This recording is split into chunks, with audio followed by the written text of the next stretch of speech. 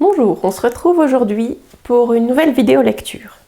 Donc aujourd'hui, je vais vous parler d'un livre qui s'appelle Les Pointes Noires de Sophie Noël. Donc c'est le premier tome d'une série avec pour héroïne une petite fille passionnée par la danse et noire. Donc j'ai beaucoup aimé ce livre parce que ça parle de danse, mais ça touche aussi tous des thèmes plus difficiles comme l'adoption, le racisme, et ça dénonce un peu tous les préjugés qu'on peut avoir sur la danse, en particulier la danse classique.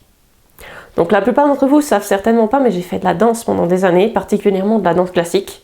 Donc ça fait toujours un peu partie de ma vie et j'aime bien lire des livres sur la danse, écrire des livres sur la danse. Et souvent ce que je trouve, c'est qu'on se retrouve avec le même type de personnage, avec dans le cliché de la danseuse classique. Donc ce livre-là m'a particulièrement touchée parce que la petite héroïne, elle est très authentique, loin des clichés habituels. Elle est différente et déterminée et elle surmonte tous les obstacles habituels des jeunes filles qui veulent faire de la danse, plus quelques-uns en plus, à cause de son parcours, de sa couleur et du fait qu'elle est différente des autres.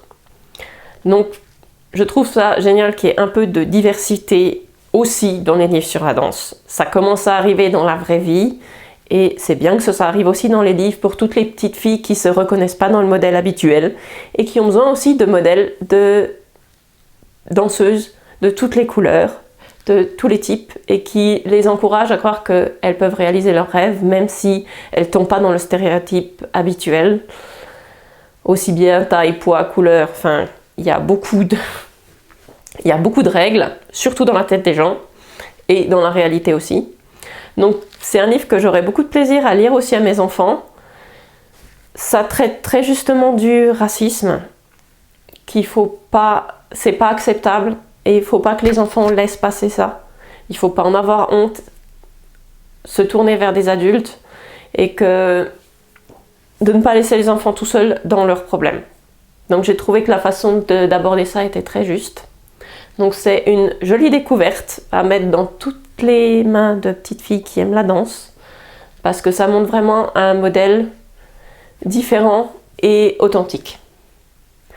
Donc je vous le conseille. On se retrouve bientôt pour un nouvel avis lecture et à bientôt.